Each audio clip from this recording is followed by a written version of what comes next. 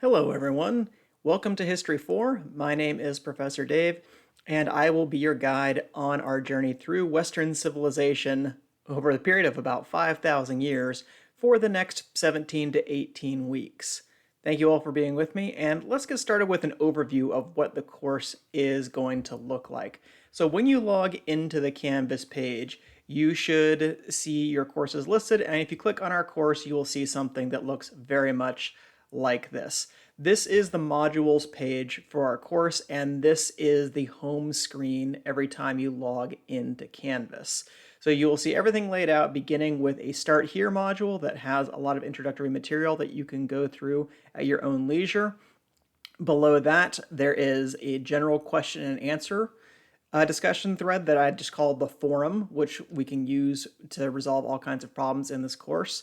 And then we'll get into the weekly material down here in 3 separate units that we'll be going through over the different weeks of the course.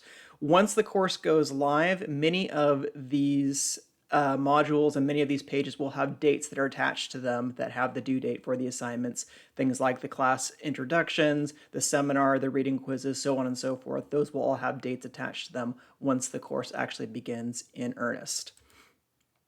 So I wanted to show you briefly how to navigate different parts of the course.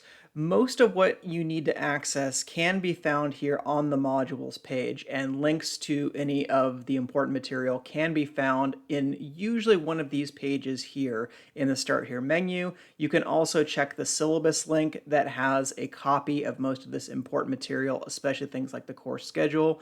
You can check on your grades if you just check on the grade tab. You can go through the various quizzes, discussions, and assignments by navigating those tabs, but all of those links will be found on the home modules page as well. If you need to get in contact with me, the best way to do that is simply to use the inbox function over here on Canvas, because that will send me a message both to my Canvas account when I log in, and it will also go to my school email. So you'll be able to get me in 2 different places, and I'll be able to respond to your message as quickly as possible.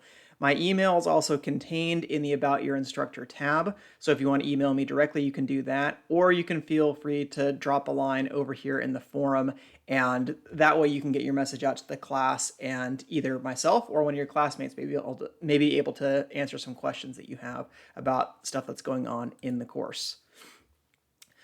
Since this is the opening section of our course, I thought that we should go over briefly what the expectations will be. So I'm going to start here and looking at the course description, outcomes, and required materials.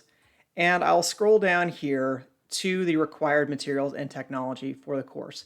There are 2 books that we are going to be using over the span of the course, and I promise you will get use out of them. It will not be a course where you buy the book, but you never have to crack it open because the course deals with other material or stuff like that.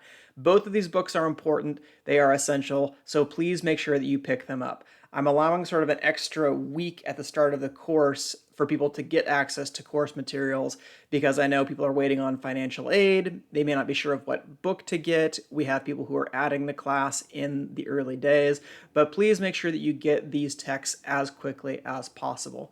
So they are the textbook, The Making of the West, Peoples and Cultures, Volume 1, the 6th edition by Lynn Hunt and several other authors. It looks like this. I included a picture of each of these books, so that way you have an idea of what to look for if you're on, say, a textbook selling website of some kind. I won't name all of them. You can find exactly what our textbook looks like. And there is another source, a source book by Catherine J. Lualdi that is Sources of the Making of the West. This is a primary source reader that contains a lot of the important documents we'll be going over. And these will be things that you'll use during the discussion seminars, and they'll be important for writing your papers. So please make sure you get both of these books.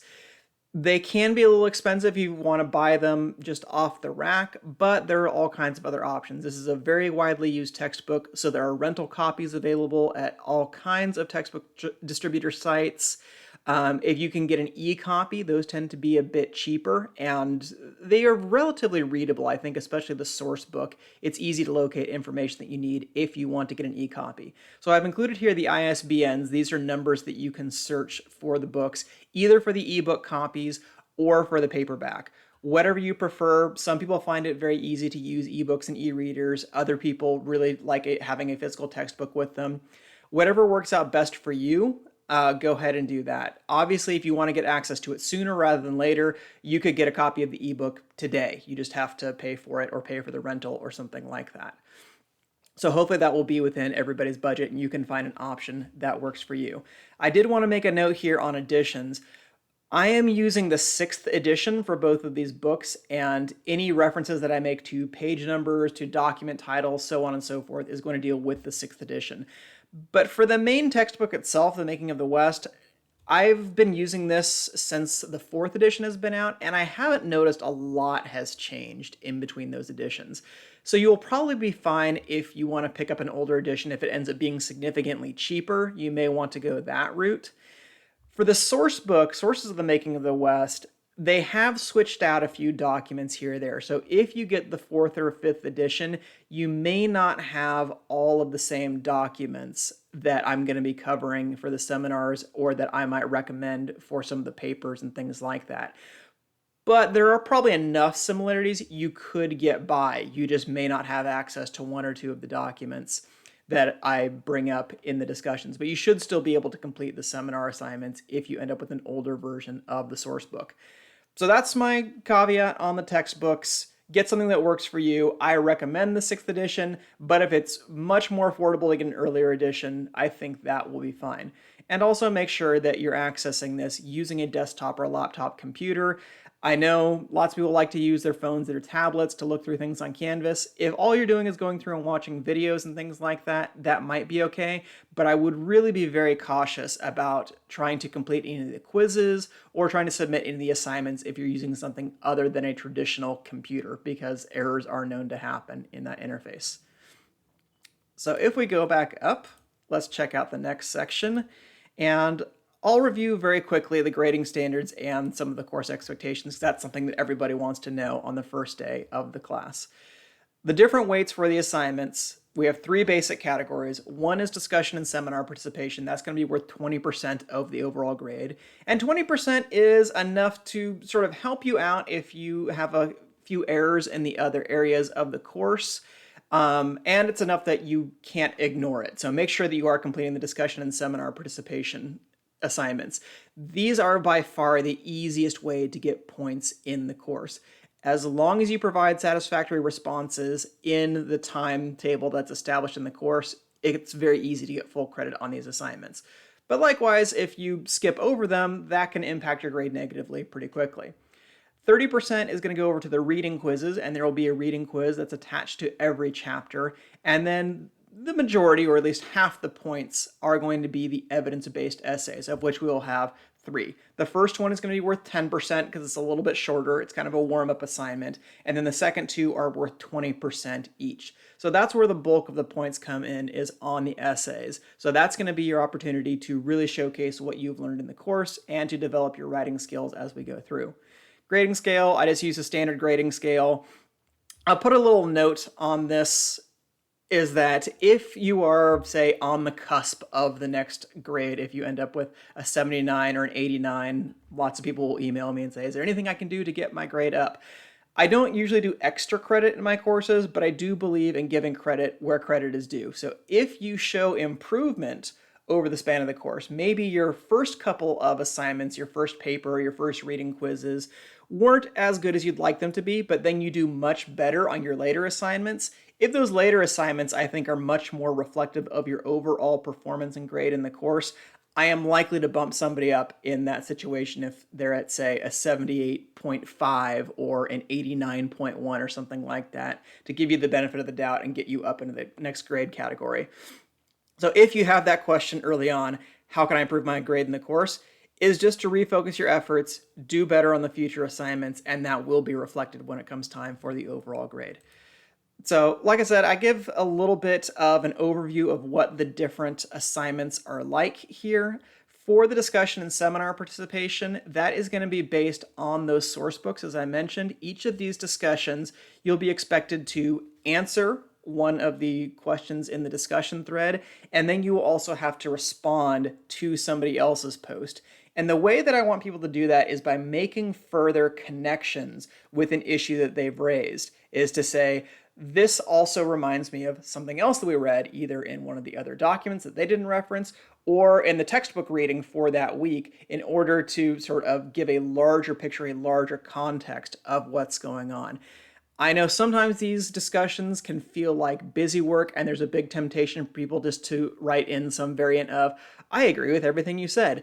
But I'm looking to go a bit deeper on these discussions. Rather than having people respond to 2 threads, as is common, I'm only asking you to submit 1 reply to a colleague. At least 1. You can certainly do more. But I do want there to be some thought that goes into it and some real connections that are made for this two-way learning process. The reading quizzes I mentioned before are 30%. Those are based on the textbook readings. Occasionally, I might throw in a question from one of the videos that I put in the history media sections that I'll talk about briefly, but they are primarily based on the textbook. Each quiz is going to be 8 multiple choice questions. It appears at the end of each module for the chapter, and you'll have as much time as you would like to complete these quizzes. I just make the time unlimited because I know lots of people have different accommodations forms that they need to submit from DSPS. Everybody has different levels of comfort with online quizzes and things like that, so they are untimed to reduce test anxiety. And because you're doing them at home, they are also open book by default. So if you want to go through and check your answers, or if this is the only time that you crack the book in the course, I know that's realistic for some people, at least you can go through and find the information that you need. That is the purpose of these reading quizzes, is to make sure you're able to look through the textbook, locate information that's important, and then select the correct answer. Because they're open book and unlimited time, these are not usually simple trivia questions like, who discovered the Americas in 1492? These are going to be knowledge application questions where oftentimes you will have to take what you know and make some kind of selection about the best answer that's out there. And I like to use a lot of all of the above type questions. And people who've taken my course before know sometimes you have to watch out for those and really make sure that all of those items apply. It can look very tempting to always select all of the above, but trust me, I put those in there as a critical thinking exercise, and you really want to make sure whether or not all of those items apply. So reading quizzes are going to be due on Sunday nights by midnight, the night that they're due. In the case of the discussions, I like initial posts to be completed by Thursday evenings by midnight, and then replies are going to be due on Sundays by midnight. So that allows for a few days in between people making their initial posts and then making some kind of critical response to somebody else's post as well. This is just largely as a matter of courtesy, so that not everybody's trying to jam all their discussion sections in at one time, and that so not everybody's responding to the same thread, that you have time to actually look through the information, decide who you want to reply to, so on and so forth, and be able to provide feedback in a timely fashion. So for lots of people, if you need the weekends that are set aside, you can complete the discussion post on Thursday, you should be able to complete a reply on Friday, and you can finish the quiz on Friday as well if you want to have the weekends open. It's really up to you. Because, as I should have mentioned early on, this is going to all be an asynchronous course. There are no expected times when you have to log on, but you do have to complete the assignments by the time that they are due. So whatever reading schedule works for you, whatever posting schedule works for you, make sure you develop some kind of routine in order to get these accomplished by the due dates. But other than that, it's up to you to plan your own schedule. I'm not going to insist that you log on at any particular time during our course. Then finally, there are the 3 evidence-based essays. And there will be 3 units total, each of which will culminate in one of these essays. These will ask you to analyze and critically evaluate primary source documents. So those are documents that can be found in the reader, the sources of the making of the West for this course. These are primary source documents, which means these come from the time period in which we will be studying. These are our best look at how people actually thought and wrote and experienced the past at the time. You'll also, of course, want to incorporate background context from our textbook, from the videos, from other appropriate secondary sources as you would like. But these are not research papers in the sense that I'm expecting you to draw on material outside the frame of our course. As long as you have the textbook and the document reader and you have access to the course and able to review all the history media information there. Those are all the resources that you need to complete the papers. So you won't need to go out and find other sources or check out books from the library or things like that. As I said, the course advisory calls for eligibility in English 1. So I expect you have mastered basic college level writing skills in reading and writing. And there is a lot of reading for the course. On average, probably about 50 pages a week. So however you need to divvy that up for yourself in order to make that a manageable amount, do what you need to do. Improving writing over the span of the course and over the next 18 weeks or so is going to be a major component of the course and something that I hope is a goal for everyone. The idea is to move from basic college level writing skills to improved college level writing skills. So I will give a workshop, a video page recommendation that has a lot of helpful tools on how to write your paper, on things that I'm looking for, and all the papers are going to have detailed rubrics that will give you a sort of checklist for things that I'm looking for in the papers. In a lot of cases, the instructions for the paper are as long as the paper length that I'm asking you to submit. These are not real long essays. The first one is probably going to be about 1.5 pages, 2 pages. The second two are about 3 pages each. I really want to emphasize quality on these papers, not quantity. So we're not looking at great big 10-page papers or anything like that. I want you to be able to make an argument, to summarize material that you've learned, and incorporate multiple sources together in a coherent narrative structure. Those are the skills that we're looking to build in our history writing component for this course.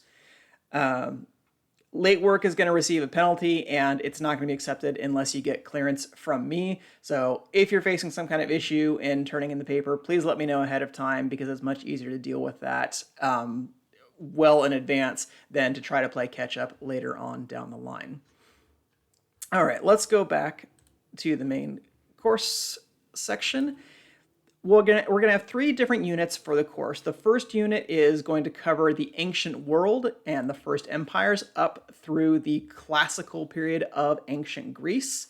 The second unit is going to cover classical civilization, primarily in sort of late Greek civilization and the Romans up through late antiquity, the so-called fall of the Roman Empire. And we'll address why that might be a problematic framework as we go through. And then the third unit is primarily going to cover the medieval period. Another bit of terminology that is going to be complex, that may not be exact, and something that we're going to debate in great detail as we get there. And then at the end of each of these units, there is a writing week. So all you need to do that week is focus and write the paper. So there won't be any readings that are assigned the week that you have a paper due. That is set aside for you to collect your thoughts, to reread any chapters or documents that you need, watch the workshop video, and then spend the week developing your paper. And ideally, that should be something that is taking place over the span of several days, not at 8 p.m. the night the paper is due, because that's how we get into trouble, right? I wanted to also talk about what a typical week will look like in this course, because you will get into a rhythm as we go through and see the different parts of the unit. So the first week, all that you have to do is the class introductions, but the second week, we're then going to hit the ground running, and this is what a typical week will look like.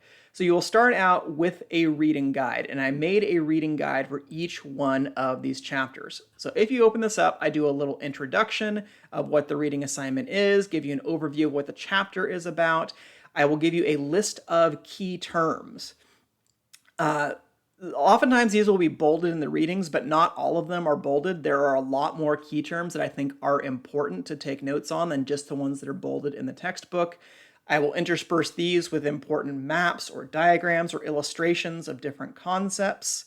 So you can see here quite a few key terms, and key terms really are a major component here of what you should be looking for in the readings, because there are all kinds of new terms and new ideas that are popping up. So I think just making a list of them and using those as the skeleton for your notes will be helpful. And then at the end, I have usually between like 8 and 10 critical big picture questions. So how do you know when you are done with the reading? You're not done with the reading when you flip through all the pages and you reach the end and then you close the book. You should consider the reading done if you feel comfortable giving a brief explanation for each of these key terms that are in there. Can you give me a 2 to 3 sentence description of who or what this key term is and why they're important? So this might be a good framework for your notes. I would certainly advise taking notes on these and using these reading guides as a skeleton for your notes. And are you comfortable giving some kind of response to these critical big picture questions? If there are gaps in these exercises, if you feel like you can't answer one or more of these questions, or you don't have notes on one or more of these key terms, maybe go back and try to locate those in the reading and then take some additional notes before you move on to other sections of the course. So this can look like a lot of work that's out there, but trust me, this scaffolding will be really important and will be really helpful when it comes to taking the quizzes and when it comes to just to organizing your notes and organizing your thoughts for the papers and things like that. So please use the reading guides as a kind of GPS for navigating your way through the textbook, because the textbook can be very dense. There's a lot of information. So these are just some of the important points that I think are in there to pick out. And I've tried to arrange the key terms in mostly chronological order as you're going through the chapter. So if you come across one and then you miss one of them and you come across the next one on the list, you should be able to go back and locate where the one that's in between is. Same kind of thing goes for the big picture questions. These are roughly in kind of thematic order, but some of them might draw from different segments of the chapter. So you might have to sort of synthesize information together. And that's one of the skills that we want to build in the course as well. So that's step one as you go through the week. Step two would be to look at the history media section. This will be areas in which I'm going to post a series of videos or occasionally audio content that is aimed at helping you digest and understand the material. Please note, these are not substitutes for doing the reading. They are meant to expand on the reading and to reinforce some of the concepts that are in there. So if we click on History Media, I give you, again, a brief overview of things that we're going to look at, and I'm going to post from a variety of different sources. Crash Course is going to be a big one. You can have a look at those videos, but I will also post a series of videos from myself as well, in which I go over a number of important concepts in the course and the course material. I'll occasionally post some other videos as well. We have one here from a series called Extra Credits. I have vetted all of these videos for information, and there's a lot of junk out there on YouTube. I've tried to sift through and find videos that I think are useful and that have relatively accurate information that's in there. Now, some of you might find it helpful to watch these videos before you do the reading, so you have kind of a preview of what different ideas are going to be dealt with in the readings.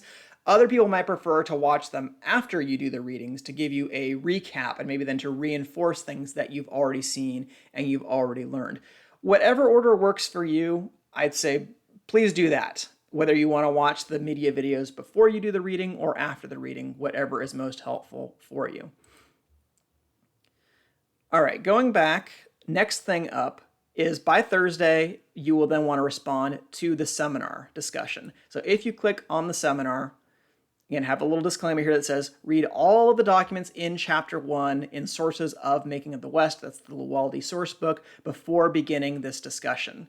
And I'll give you a list of different discussion prompts to respond to. You have to pick at least 2 of them to answer in your initial post. And then you're going to respond to at least one of your colleagues' posts with an expansion on their points, a respectful counter-argument, connections with another document, or material in the week's readings that further that discussion. The goal is to create a collaborative learning environment. These exercises will be worth it, not just because they're going to get you points toward the discussion grade, but also because these will be really helpful when it comes time to write your papers, that you'll have some familiarity with these primary sources and you'll know some of the points that you want to draw on and put in your paper because you'll have already read and discussed these primary sources in detail. So again, initial posts have to be submitted by Thursday, replies have to be submitted by Sunday. You won't be able to see anyone else's post until you post your own response. So if you go through and you don't see any other responses in there, don't panic. It's just because you haven't made your initial post yet. So once you're ready to do that, just click the reply button and start typing out your response. And then lastly, for each week, you will have the reading quiz. So if you click on that, you can click the Take the Quiz portion. The due dates will be attached once the course actually begins, and you'll get reminders about that on your Canvas to-do list. Each one, it has 8 questions. They're worth 1 point each. There is no time limit. Just make sure you choose the best answer to each question. So that's what a typical week will look like. We're going to imagine our weeks beginning on Mondays and then ending on Sundays. So stuff like the seminars and the quizzes are due by the end of the week, that being Sunday. And however you want to organize your schedule throughout the week, I will leave that up to you to plan best. That's one of the advantages, but also the potential pitfalls of an asynchronous course is that if you fall behind, it can be difficult to catch up because you don't have those regular class sessions as reinforcement. But if you have any issues, please let me know. I am here to help. Send me an email through the Canvas system, post in the discussion forum, and if you want to schedule something like a Zoom meeting with me and talk one-on-one, I am happy to arrange that at a time that works for both of us. So that's a typical week and what it will look like in the course. Before we go, and before I leave you to get started with the rest of the material, I thought maybe I'd give a brief overview of why you should be interested in taking a Western Civ course. I think that's a perfectly reasonable question to ask since you're about to dive into this for the next 18 weeks. And there are a few different reasons why I think this can be an important course. One is that it's just inherently interesting. And there are lots of people who just take a history course because they're interested in history. Plenty of other people maybe don't have the best impression of history. They had some history courses back in high school or some other point in their lives, and they did not like what they learned very much. Maybe this will give you a new perspective on what's happening. But if you're interested in history, I think that's great. And hopefully, even if you aren't necessarily interested in history coming in, there will be some interesting bits for you in this course. We're going to explore a variety of different topics that are oftentimes requested and that people are really interested in, like the ancient Greeks, the Romans, different parts of medieval period, and talking about the codes of chivalry, the Crusades, the Vikings, the Black Death, the Renaissance. All of these will be popular topics in the course, so hopefully everybody will be able to find something that interests them. Secondly, the study of history and really many of the humanities generally teach critical thinking and written expression skills that are important for adult life, both for your career and for navigating the world around you. What it means to be an educated person, I think, is in some ways tied in with the study of history and an appreciation for what happened in the past. History as a discipline helps you to read complex texts. That's in part what we're looking to do in the reading guides and the seminars, to look for accurate information, and this is partly why the information in this course is vetted so heavily. Identify specious or shaky versus evidence-based claims, and your writing should always be evidence-based, and to evaluate diverse perspectives. All of those, I think, are valuable life skills to apply either for your career or just as a person navigating the world around you. So history, I think, is really important for that. Thirdly, the phrase and the expression, those who do not learn from history are doomed to repeat it, is a cliche. But it is certainly the case that in order to understand the world around you now, it's important to have an idea of what it was like before. The origins of representative democracy, the scientific rationalist worldview, the 3 great monotheisms of the world, another topic we're going to talk about in a lot of detail. Those have roots in the period and the geographic space that we're studying in this course. And I would argue that in order to have a full understanding of these ideas, one must look to their ancient sources.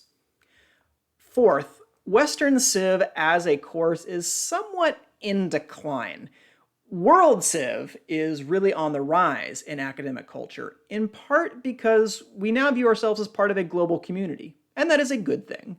And focusing only on the West, however we define it, has been viewed as insular, even chauvinistic at times.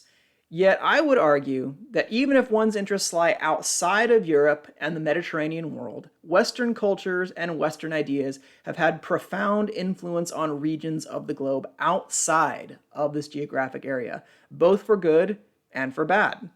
Secondarily, an in-depth look at a particular region is almost never a bad thing. We can get into a lot more detail for some of these civilizations in Western Civ than we do in World Civ. And if you've taken any of my World Civ courses, you are going to definitely see some echoes, some repeated material, and some similar themes, but we're going to go in a lot more depth on civilizations like the Greeks, the Romans, Western Europeans in the medieval period, so on and so forth. Especially when that region has particular resonance for the society in which we live in terms of law, custom, literature, heritage. An in-depth look is almost never a bad thing. And then fifth, and finally, we should evaluate, all of us, what we mean by the West. What does it mean to call something Western civilization?